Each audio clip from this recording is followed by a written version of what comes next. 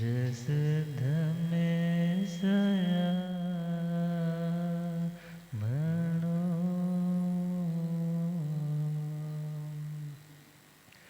श्री महावीर प्रभु को मेरी वंदना।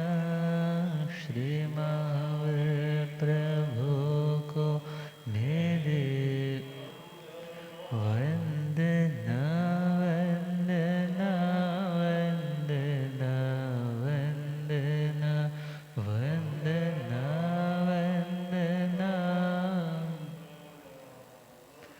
मुझको तारो प्रभु तारे जो चंदना। मुझको तारो प्रभु तारे जो चंदना। वंदना वंदना वंदना वंदना वंदना वंदना। अनंत अनंत शांति के निकेतन शासनपति श्रमण भगवान महावीर स्वामी के पावन चरणा अरविंदों में हार्दिक भावना वंदन नमन।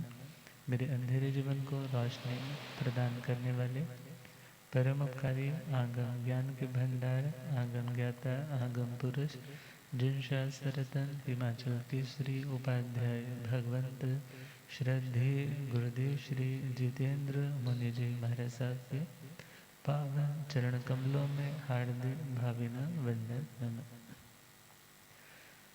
आदरणीय सेवा भावी श्री प्रशमित मुनि जी, धर्म सभा में उपस्थित धर्मानुरागियों, सुशीलवती माताओं एवं बहनों, असीम पुण्यदय से भाग्योदय से आप सबको संतों का समागम और वीतरागवाणी श्रवण करने का सुअवसर प्राप्त हो रहा है। श्रीमद् उत्तराध्यायी सूत्र 29वां अध्याय सम्यक पराक्रम सुनाया जा रहा है और इसमें कल तक हम 56वां पॉइंट 73 बोलों में से मन समाधारणा इस पर चिंतन कर रहे थे। 3 तरह की समाधारणा, मन समाधारणा, वचन समाधारणा और काय समाधारणा। समाधारणा का मतलब सम्यक प्रकार से, अच्छी तरह से, भली प्रकार से। समन्तात भी अर्थ ले सकते हैं और आंग मर्यादा और अभिविधि मीन्स जो सूत्रों के अनुसार जो मर्यादा बताई गई है कि किस तरह से इस कार्य को करना है, उस मर्यादा को फॉलो करते हुए उस रूल्स एंड रेगुलेशंस को पूरी तरह से ध्यान में रखते हुए उन चीज़ों में अपने मन को, अपनी वाणी को या अपने तन को लगाना। धारणा का मतलब है लगाना। धारणा का मतलब क्या है? लगाना, उन्हें व्यवस्थापित करना, वहाँ पर नियोजित करना। तो मन समाधारणा का मीनिंग हमने सुना था, अपने मन को सूत्र का अर्थ उन भावों से भावित करने में युक्त करना। मीन्स सूत्र मूल आगम है, अर्थ उन्हीं की एक्सप्लेनेशन है। उनके चिंतन में, उनके मनन में अपने मन को लगा देना। पूरी तरह से जब रम जाएगा व्यक्ति तो एकाग्रता आएगी और वही एकाग्रता फिर उसके ज्ञान के अर्जन में सहयोगी बनेगी। क्योंकि विदाउट कंसंट्रेशन अध्ययन नहीं होता, नॉलेज की एनहेंसमेंट नहीं होती। व्यक्ति ने कुछ रिसर्च करनी है, कुछ एक्सप्लोर करना है, किसी नतीजे तक पहुंचना है, किसी चीज़ को अंडरस्टैंड करना है, इन सभी के लिए उस व्यक्ति को अपने मन को लगाना पड़ता है। और जब मन को लगाएगा तो बाकी जगह से हट करके एक पर ही व्यक्ति का फोकस होगा, उसी का नाम एकाग्रता। और उस एकाग्रता से भगवान फरमाते हैं ज्ञान के पर्यव पैदा होंगे। मीन्स उस व्यक्ति का ज्ञान विकसित होगा। मति ज्ञान है, श्रुत ज्ञान है, अवधि ज्ञान है, मना पर्यव ज्ञान है, केवल ज्ञान है। अर्थात इन 5 तरह के ज्ञान में से जो जो भी ज्ञान के बाधक कारण है, उन बाधक कारणों का निवारण मीन्स वो दूर होते जाएंगे, वो मलिनता दूर होती चली जाएगी। जैसे पत्थर पे सपोज करो 10 साल के बाद कोई व्यक्ति बाहर से घूमकर अपने मकान में आया, तो उसने पत्थर देखा तो अपने घर का सारा फर्श उसको मैला मैला सा लगा। तो वो व्यक्ति फिर पहले झाड़ू लेता है, झाड़ू से कुछ ज़्यादा क्लींजिंग हुई नहीं, फिर वो बोलता है रगड़ाई वाले को बुलाओ। एक बार रगड़ाई की, 2 बार की, एक बार की है तो उसकी चमक कुछ और है, दूसरी बार उसको और रगड़ाई की है तो उसकी चमक और है। ये देखा जाए तो उसकी पर्याय विकसित हो रही है। शुद्धता, उसकी चमक, उसकी वाइटनेस, उसकी क्लैरिटी, वो तो ऑलरेडी पत्थर के पास है ही है, मगर वो दब क्यों गई थी? उन अशुद्धियों के कारण। अब जब बार बार कंसंट्रेशन के साथ मन को उन स्वाध्याय में लगाया जाता है, तो आत्मा के वो जितने भी कारण हैं जिनके कारण ज्ञान दबा हुआ था, वो कारण हटने लग जाते हैं, मलिनता दूर होने लग जाती है और ज्ञान की पर्याय और शुद्ध होने लग जाती है, श्रद्धा निर्मल होने लग जाती है। क्योंकि ज्ञान के अभाव में व्यक्ति को सच का पता नहीं चलता। जब ज्ञान होता है तो पता चलता है, अच्छा ऐसी बात है, फिर जो सच है उसके प्रति समर्पण आता है। और भगवान कहते हैं ऐसी आत्मा का फिर मिथ्यात्व दूर हो जाता है। अब अगला पॉइंट है वचन समाधारण। वचन समाधारण, समाधारण मतलब समाधि, समाधारण मतलब समाधान। क्योंकि जहाँ समाधान होगा वहीं समाधि, वहीं शांति होगी। जब व्यक्ति के मन में कोई उलझन होती है, कोई क्वेश्चन होता है, किसी बात को लेकर के उसके समाधान सल्यूशन तक नहीं पहुंच पा रहा होता, तब मन चंचल हो उठता है, अशांत हो जाता है। मगर उस अशांत मन को शांति कब मिलती है? जब समाधान मिल जाता है। तो प्रभु ने कहा कि तुम वचन के माध्यम से भी अपना समाधान खोज सकते हो। किसके माध्यम से? वचन के माध्यम से, वाणी के माध्यम से तुम अपने समाधान तक पहुंच सकते हो, जो तुम्हें समाधि देगा, जो तुम्हें पीस ऑफ माइंड देगा, जो तुम्हें सुकून देगा। तो वो वचन समाधारण मीन्स आगम की जो बातें हैं, सूत्र की जो बातें हैं, उन बातों का अपने वचनों के माध्यम से, वाणी के माध्यम से उच्चारण करना, शुद्ध उच्चारण करना, खुद बोल बोल करके पढ़ना, मीन्स अपने आप को, अपनी इस वचन की ताकत को पूरी तरह से किसमें समर्पित कर देना? समझाने में, बुझाने में, बताने में। या खुद पढ़ रहा है तो उसमें, तो उससे भी आत्मा को बहुत बेनिफिट मिलेगा। पुराना टाइम होता था ना, तो पुराने लोग मेहंदी बांटने जाते थे। आजकल तो वो होता है ना, वो मेहंदी का पाउच ही आ जाता है, पैकिंग का ऐसे पकड़ा देते हैं। मगर पुराने टाइम में जब मेहंदी घोली जाती, तो घोलने के बाद वो हर घर घर में अपने जो शरीके वाले हैं तो उनको देने जाते। तो अब जो बांट रहा है, जो बांट रहा है, उसके हाथ तो ऑल देते देते क्या हो जाते? देते देते ही रंगने लग जाते। और जिसको भी देगा तो उसके हाथ भी रंगने लग जाएंगे।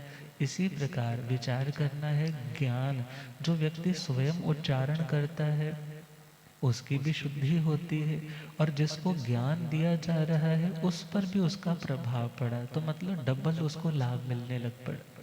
तो वय समाहरण्यायण भंते जीवे किम जणे, कि हे भगवान, यदि कोई आत्मा अपने वचनों को, अपनी वाणी को कहाँ पे नियोजित करता है, कहाँ पर लगाता है, कहाँ पर व्यवस्थापित करता है, तो कहा उसका प्रोजेक्ट कौन सा है? सूत्र, और उसका जो अर्थ है आगम है, आगमों की जो व्याख्या है, मीन्स जो आत्मा आत्म तत्वों को समझाने वाली बातें, उन बातों को खुद पढ़ता है बोल बोल करके, और दूसरों को समझाता है, सुनाता है।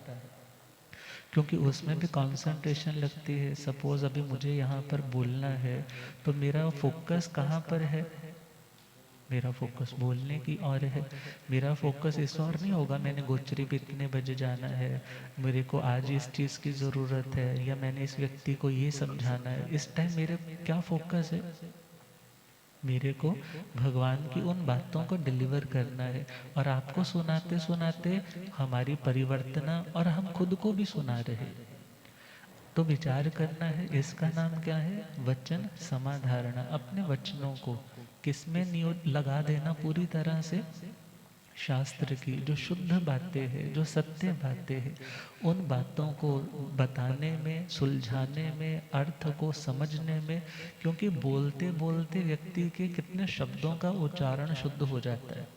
बोलते बोलते यदि कोई आज बच्चा क्लियर बोल पाता है तो उसका रीज़न क्या है? उसने बार बार उस शब्द को बोलने का अभ्यास किया, रेपिटेशन की। अब उस रेपिटेशन से आज वो परफेक्ट हो गया, आज उसको कोई ज़्यादा दिक्कत नहीं होती।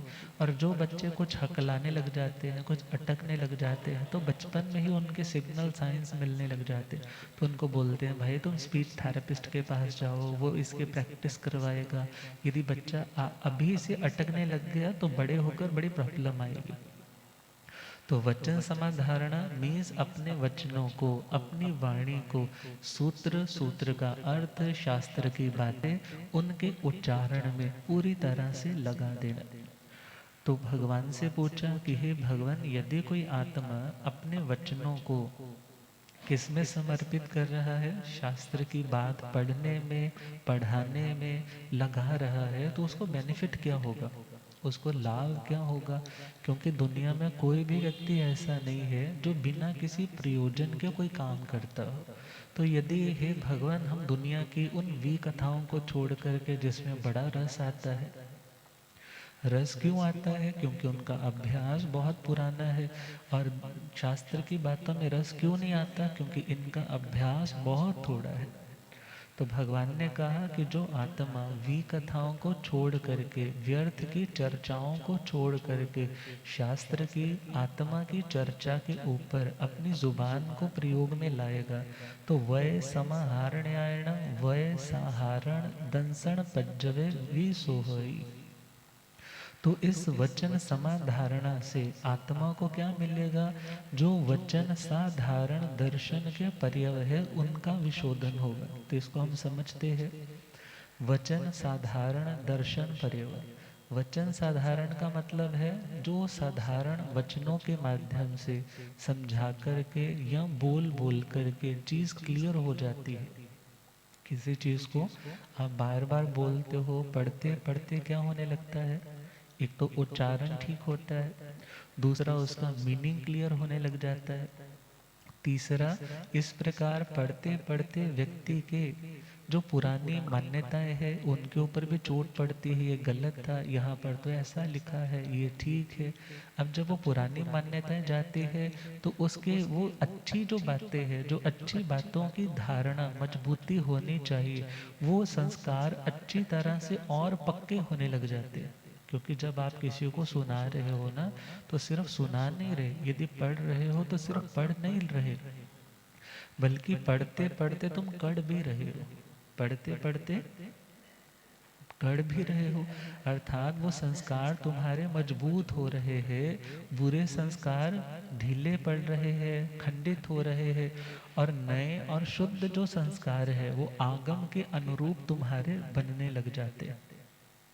तो कहा वचन साधारण दर्शन पर्यो, मतलब दर्शन, दर्शन का मतलब यहाँ वो ज्ञान वाला, वो सामान्य दर्शन वाला दर्शन नहीं है। यहाँ दर्शन का मतलब कौन सा दर्शन? श्रद्धा वाला। अर्थात श्रद्धा व्यक्ति की कब कमजोर होती है? कब कमजोर होती है श्रद्धा? सिंपल बोले तो उत्तर आएगा जब दर्शन मोहनीय कर्म का उदय आता है।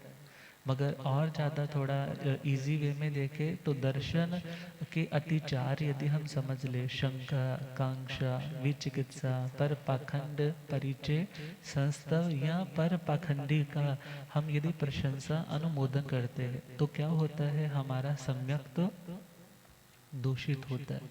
तो शंका का मतलब क्या है? डाउटफुल हो जाना। किस बात पे शंका?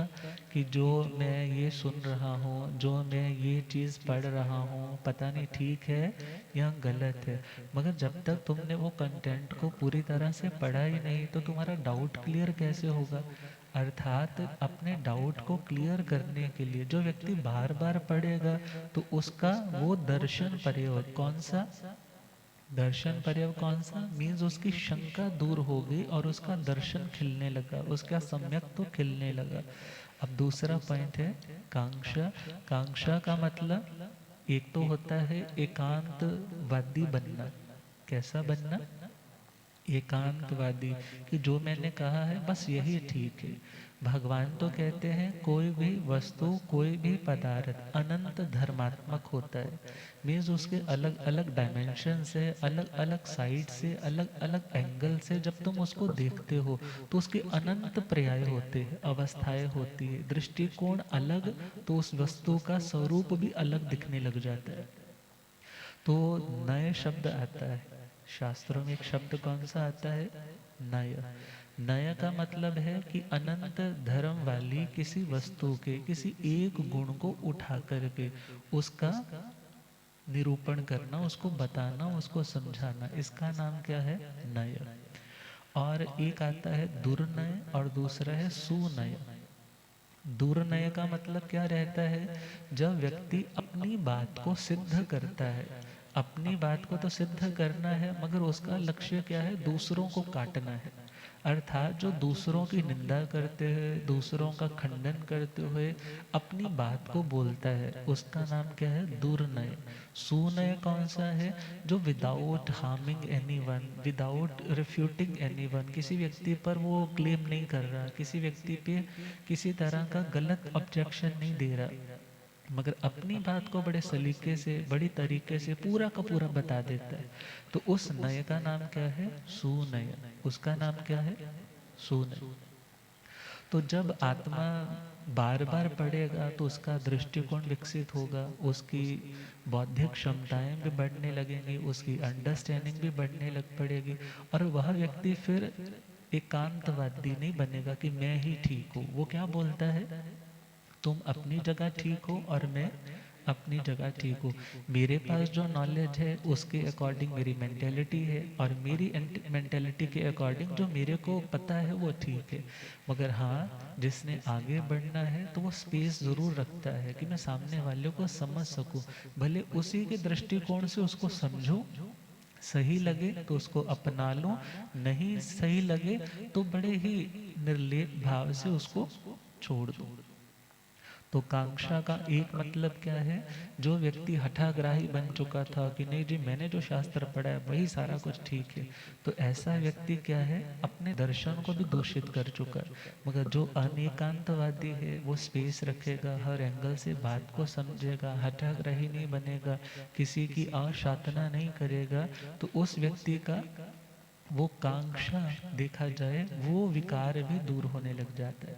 और कांक्षा का एक मीनिंग और रहता है, दूसरे मतों के आडंबरों को देख करके उनकी चाहना करना कि ये फन एंड फ्रॉलिंग, ये एंजॉयमेंट, ये एंटरटेनमेंट हमारे इस धर्म पद्धति में भी इंक्लूड होना चाहिए, शुमार होना चाहिए, शामिल होना चाहिए।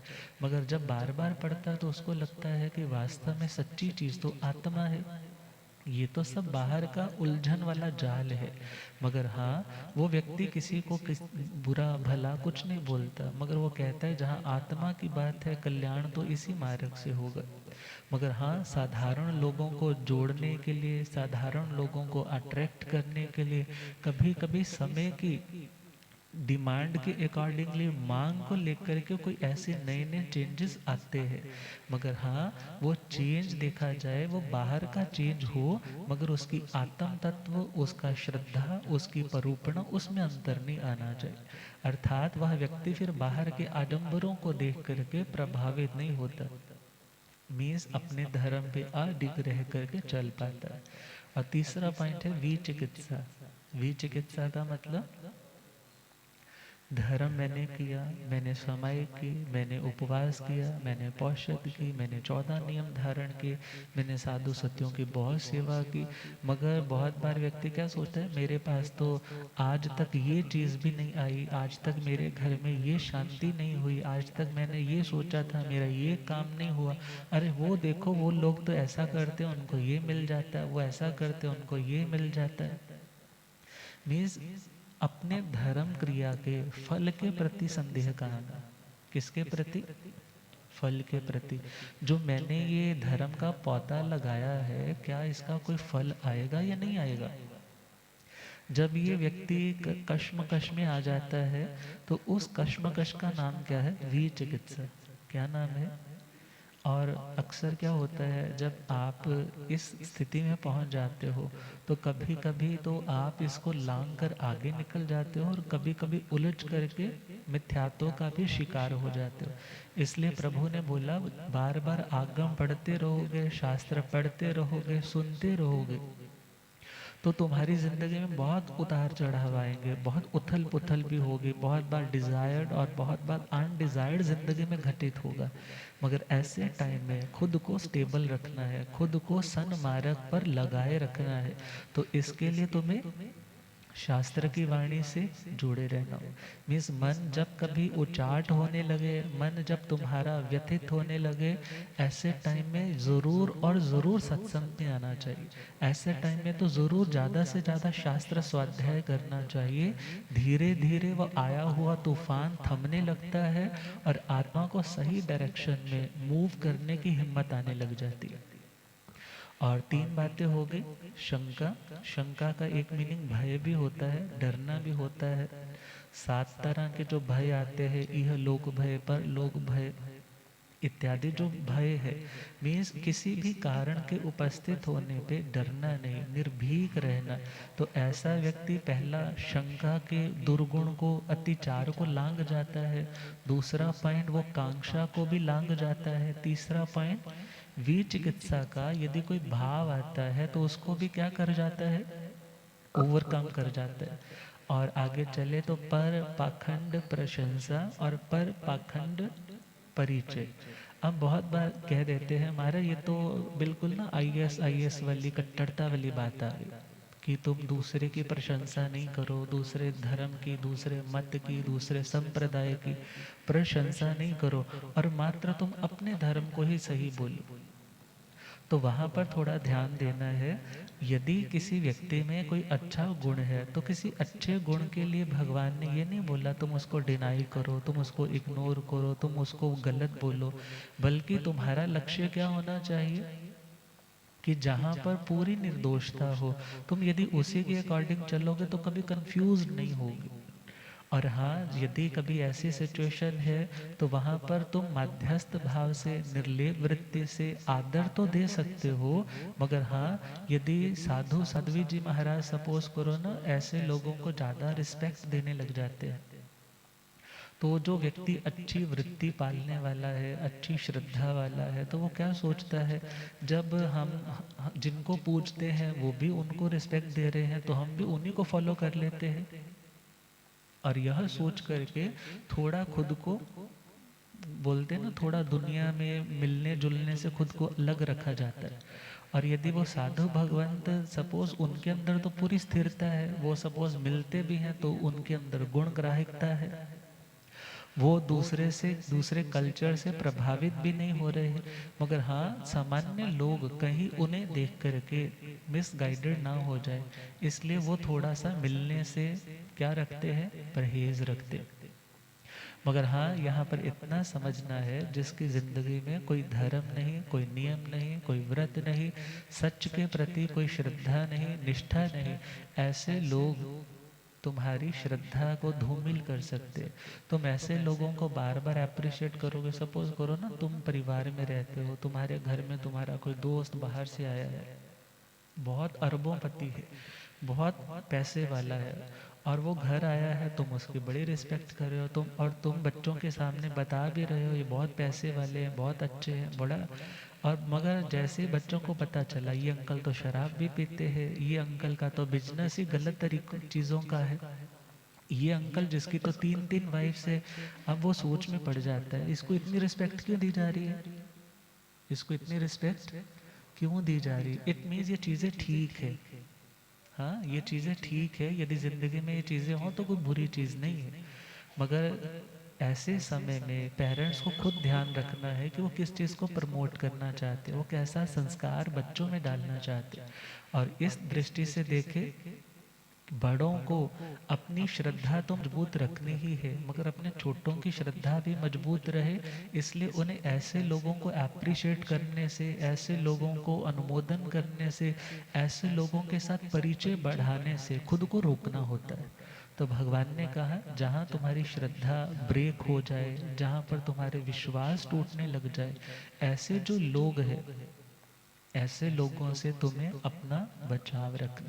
और यदि कभी ऐसे लोगों की संगति में आकर के, उन चमत्कारों को देख करके मन कभी तुम्हारा डाइवर्ट भी होने लगा अपने धर्म से, तो क्या सोचना, पुण्य प्रकृति है, वो अपने पुण्य का भोग कर रहा है, मुझे ईर्ष्या नहीं करनी है, मुझे अपने मार्ग पे चलना है। क्योंकि आत्मा ने ऐसे ऐसे प्लेटफॉर्म अनंत बार पाए हैं, मगर आत्मा का कल्याण नहीं हुआ। मुझे इसी सन्मार्ग को समझना है, इस पर चलना है। जब पढ़ेंगे तो पढ़ते पढ़ते, जब तुम 10 वो उपासक दशांग के श्रावकों का वर्णन पढ़ते हो तो कितनी श्रद्धा जागती है, और कितने गहरे उपसर्ग आए, मगर उन्होंने अपने जिन धर्म को नहीं छोड़ा। तो मीन्स जब बार बार ऐसे आगमों को पढ़ते जाएंगे तो अपने वचनों को खुद पढ़ने में, दूसरों को सुनाने में लगाओगे, तो खुद के दिमाग में वो चीज़ें फिट होने लग जाती है कि मुझे ऐसा करना, ऐसा नहीं करना। और इसी का नाम क्या है, वचन साधारण दर्शन पर्यवरण। मीन्स वचन के माध्यम से जिनको तुम बता सकते हो, समझा सकते हो, ऐसे जो दर्शन के में सम्यक दर्शन के जो अतिचार है, उनका फिर विशोधन हो जाता है यदि पढ़ते रहते हो। वचन साधारण का प्रयोग मीन्स अपनी वाणी का प्रयोग यदि आगम पढ़ने में लगाए रखोगे, शास्त्र है वो द्रव्यानुयोग भी हो सकता है, वो धर्म कथानुयोग भी हो सकता है, वो गणितानुयोग भी हो सकता है। ये जो चारों तरह के डिविजन्स हैं, किसी को स्टोरीज पढ़ने का ज़्यादा शौक होता है, वो उन ग्रंथों का चयन कर ले जिसमें स्टोरीज प्रधानता के साथ है। किसी का मैथमेटिक्स में दिमाग ज़्यादा है, वो उन थोकड़ों में चला जाए, ढाला पाला आ गया या और थोकड़े गम्मे का थोकड़ा आ गया। मगर सभी का फ्लेवर, सभी का फ्लेयर, सभी का पेंचांट, उनका जो इंटरेस्ट है, इंक्लिनेशन है, जो उनका अंदर से स्वाभाविक रुझान है, सभी का अलग अलग है। मगर हाँ, कहते हैं ना, पेट तो भरना है ना, अब जो ठीक लगता है वही चीज़ खाओ। और यदि वो चीज़ नहीं खाओगे तो धीरे धीरे शरीर तुम्हारा कुपोषण का शिकार हो जाएगा। इसी प्रकार धर्म श्रद्धा को तो बना के रखना है, धार्मिक जीवन को भी मेंटेन रखना है, मगर उनमें से कौन सी चीज़ ज़्यादा समझ में आती है।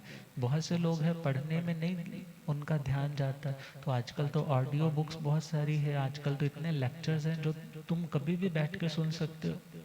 तो सुनते सुनते सुनते सुनते क्या होगा, तुम्हारा सम्यक तो निर्मल होगा, तुम दूसरे के भी सम्यक्तों की निर्मलता में कारण बन पाओगे।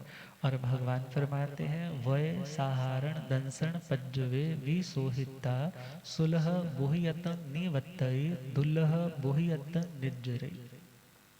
जब कोई आत्मा अपने वचनों के माध्यम से, अपनी वाणी के माध्यम से शास्त्र के सिद्धांतों की चर्चा करता है, शास्त्र की उन बातों को पढ़ता है, बार बार पढ़ता है, जैसे बोलते हैं ना सनातन धर्म में, तुमने कितनी बार गंगा जी में स्नान किया, वो बोलता है मैंने 10 बार स्नान किया। तुमने कितनी बार किया, बोला जी मैंने 11 बार किया।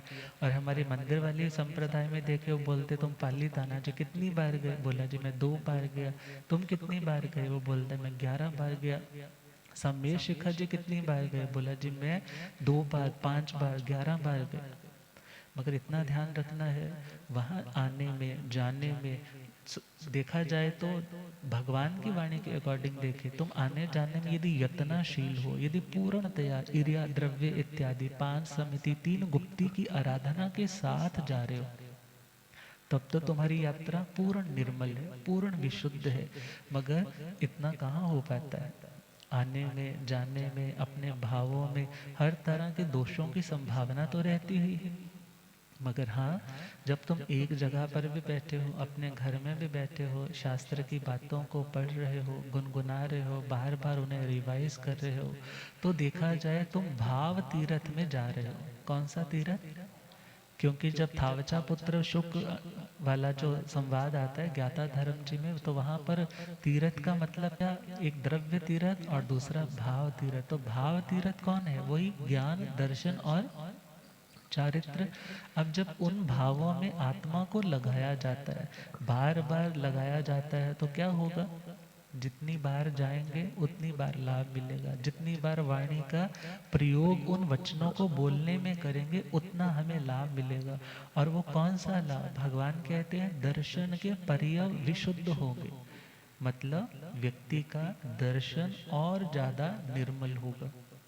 जब निर्मल होगा तो उसमें वो 8 गुण आ जाएंगे जो हम सुनते हैं दर्शन के, आचार, निसंकीय, निकंकीय, हाँ, वो सारी चीज़ें उसके अंदर फिर आने लग जाएगी। तो उसका सम्यक अब और ज़्यादा प्योर होने लग जाएगा। और उस प्योरिटी के साथ साथ वो आत्मा सुलभ बुद्धि बने, ऐसे वो कर्म करेगा।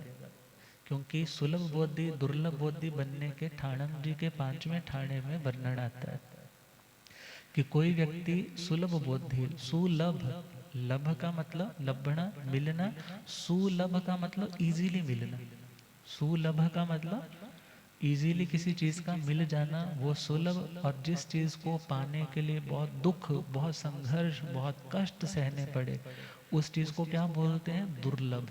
उसे क्या बोलते हैं? दुर्लभ। किसी को तो बोधि, बोधि का मतलब समझ, बुद्धि का मतलब क्या है? समझ में सही दृष्टिकोण का आना किसी के लिए तो बहुत ही आसान हो जाता है, और किसी को लाख समझाओ फिर भी उसके, बोलते हैं ना, जू नहीं रेंगती। उस व्यक्ति को कोई असर ही नहीं पड़ता। तुमने इतने लेक्चर दिए मगर वो कहता है क्या करूं, मेरे तो ये तुम्हारी ज्ञान की बातें पल्ले नहीं पड़ती। कोई ऐसा होता था, एक बार सुनता था सब कुछ छोड़ के साधु हो जाता था, और कोई ऐसे है इतनी बार सुनते हैं मगर फिर भी कोई असर नहीं लग रहा। तो वहाँ रीजन क्या है? कोई तो दुर्लभ बुद्धि वाले कर्म करके आया है और कोई सुलभ बुद्धि वाले। तो 5-5 कारण आते हैं। तो पहले हम जस्ट सुलभ बुद्धि को ही समझ लेते हैं। जो कोई आत्मा अरिहंत भगवंतों का, अरिहंत भगवंतों का वर्णवाद करता है। वर्णवाद मतलब उनके गुणों का प्रकाश करता है, उनके गुणों को सुनाता है, बताता है, वचनों से उन्हें बार बार एप्रिशिएट करता है। पहला पॉइंट। दूसरा पॉइंट है अरिहंत प्रज्ञप्त जो धर्म है। अरिहंत केवली प्रज्ञप्त, प्रज्ञप्त मतलब उनके द्वारा जो बताया गया, जो शुद्ध धर्म, चारित्र धर्म है, उस धर्म का वर्णवाद उनको अप्रिशिएट करता है कि धन्य है भगवान ने हमें ये धर्म दिया, धन्य है ये मार्ग, इस पे चलने वाले भी धन्य है। मीन्स भगवान के उस धर्म को भले वो व्यक्ति भी फॉलो नहीं कर रहा मगर क्या कर रहा है? जस्ट अप्रिशिएट, अनुमोदना कर रहा है, उनके गुण कीर्तन कर रहा है। और तीसरा पॉइंट है जो आत्मा, आचार्य, उपाध्याय भगवंतों का वर्णवाद, उनकी प्रशंसा करता है, उनकी प्रशस्तियां गाता है कि संघ के खिवैया तो अब यही है, संघ को संभालने वाले उत्तम आत्मा यही है। अर्थात अपने शब्दों के माध्यम से उनकी कभी आशातना, कभी अवहेलना, कभी निंदा, कभी अवगुणवाद इत्यादि ऐसा कुछ नहीं करता, बल्कि क्या करता है? उनका हमेशा गुणगान करता है। और चौथा पॉइंट आता है जो चतुर्विध संघ की, किसकी?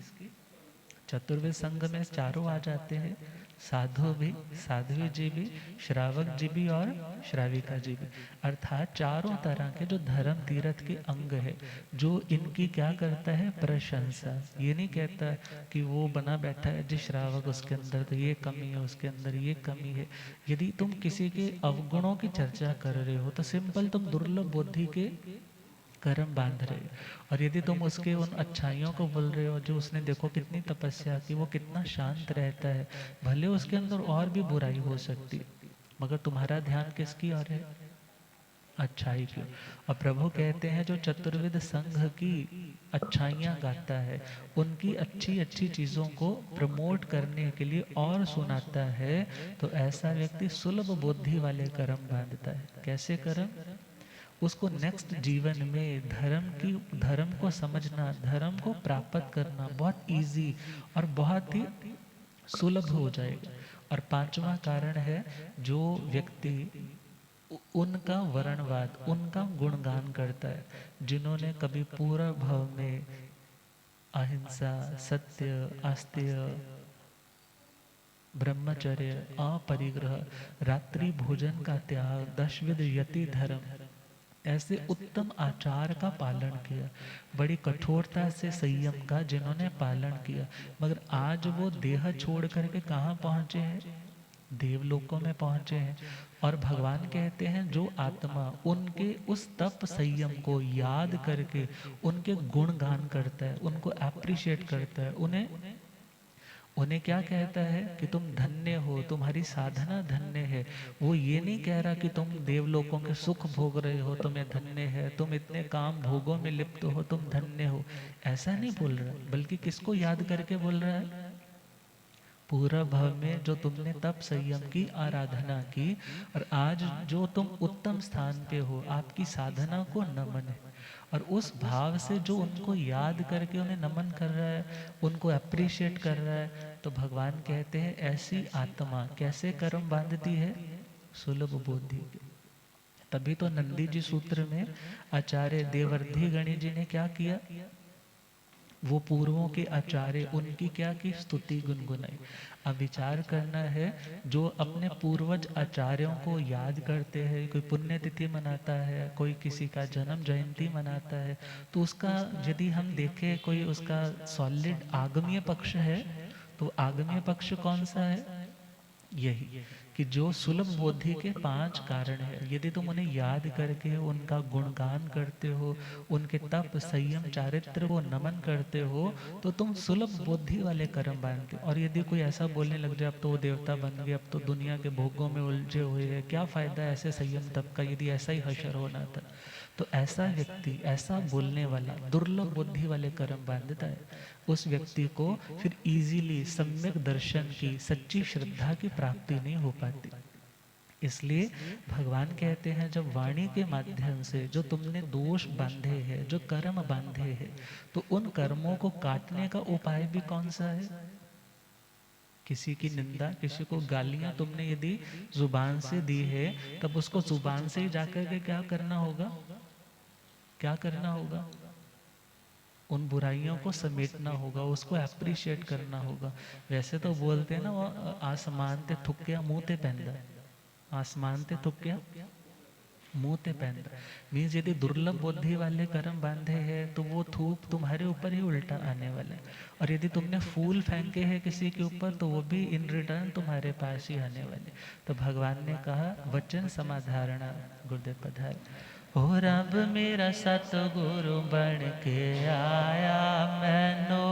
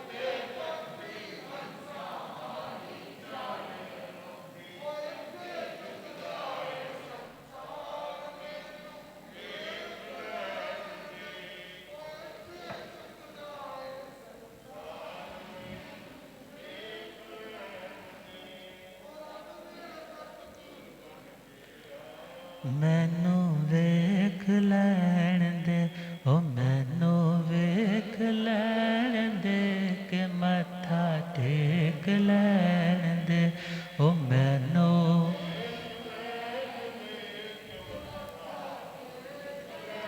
और अब मेरा सतगुरु बन के आया मैनो।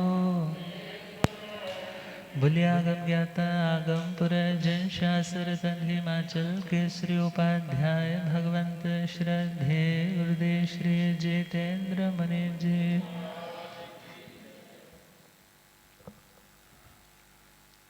तो वाणी के माध्यम से अच्छी चीज़ को बार बार अनाउंस करेंगे, अच्छी चीज़ को बार बार तुम बोलोगे तो धीरे धीरे जो चीज़ ज़ुबान पे आती है वो हृदय पे आती है। जो चीज़ ज़ुबान पे आती है, जैसे गुड़ ज़ुबान पे रखोगे तो मिठास कहाँ आती है? मिठास भी तो आती है ना।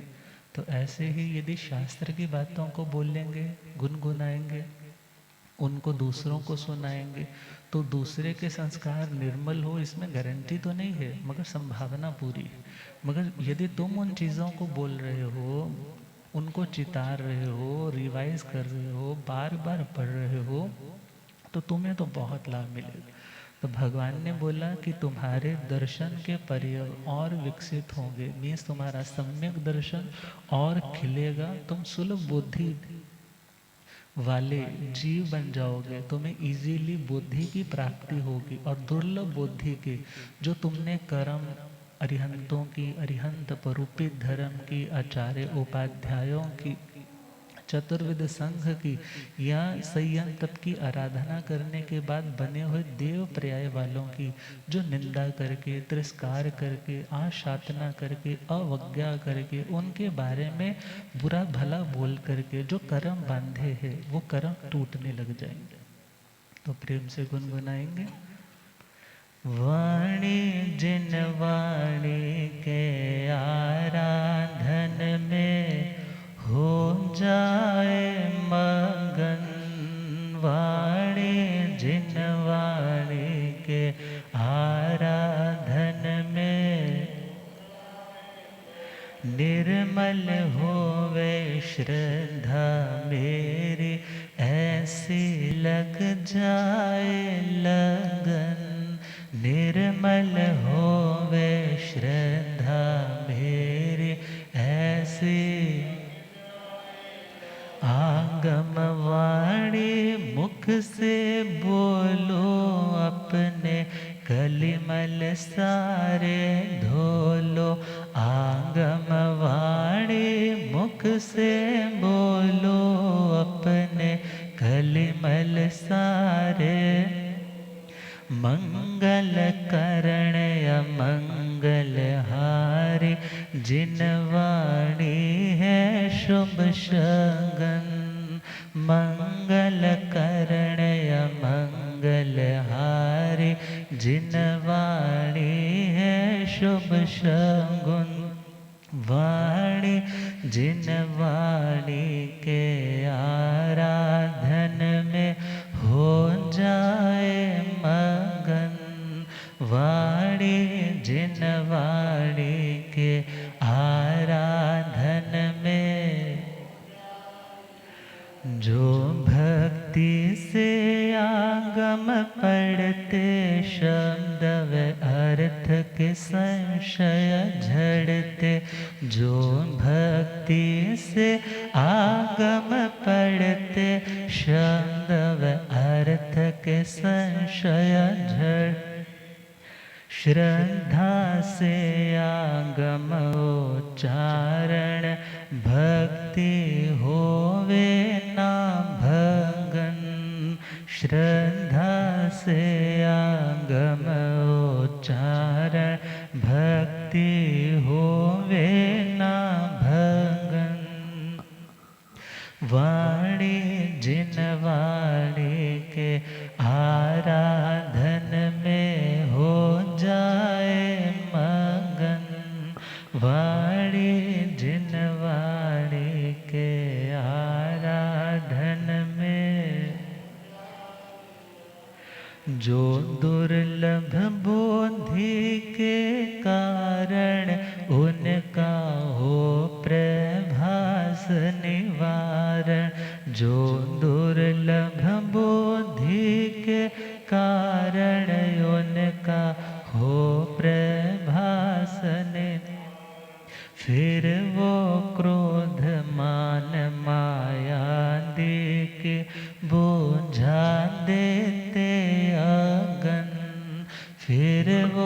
क्रोध मान मायादि की बोझा देते वाणी जिन वाणी के आराधन में हो जाए मगन, वाणी जिन वाणी के आराधन में निर्मल होवे श्रद्धा मेरी, ऐसी लग जाए लगन। निर्मल होवे श्रद्धा मेरी, ऐसी लग जाए। तो जो अपनी वाणी को, अपने वचन के प्रयोग को, अपने वचन बल प्राण को, अपनी भाषा पर्याप्ति को कहाँ पर यूज करते हैं? सूत्र की बात को बोलने में, सिद्धांत की बात को बोलने में, और भगवान की जो भी बातें जो आत्मा के विकारों को शांत करे, आश्रव से हटाए, संवर को बढ़ाए, वहाँ पर जो कोई भी इसको लगाता है, भले वो एक ही चीज़ बार बार भी बोली जाए, भले नवकार मंत्र का जाप ही बार बार किया जाए, तो वो भी उस आत्मा की दर्शन विशुद्धि का कारण बनता है। लोकस का पाठ ही बार बार उच्चारण के, प्रतिक्रमण नहीं समझ आ रहा, बार बार उच्चारण कर रहे, समझने की कोशिश कर रहे, उसके मीनिंग को बार बार बोल रहे, तो बोलते बोलते जो भगवान की वाणी की इन बोलों से ही आशातना की है, वो कर्म कटेंगे, सुलभ बुद्धि वाले कर्म बंधेंगे, शायद सम्यक दृष्टि तक पहुँचेंगे इन्हीं भावों के साथ। ओम।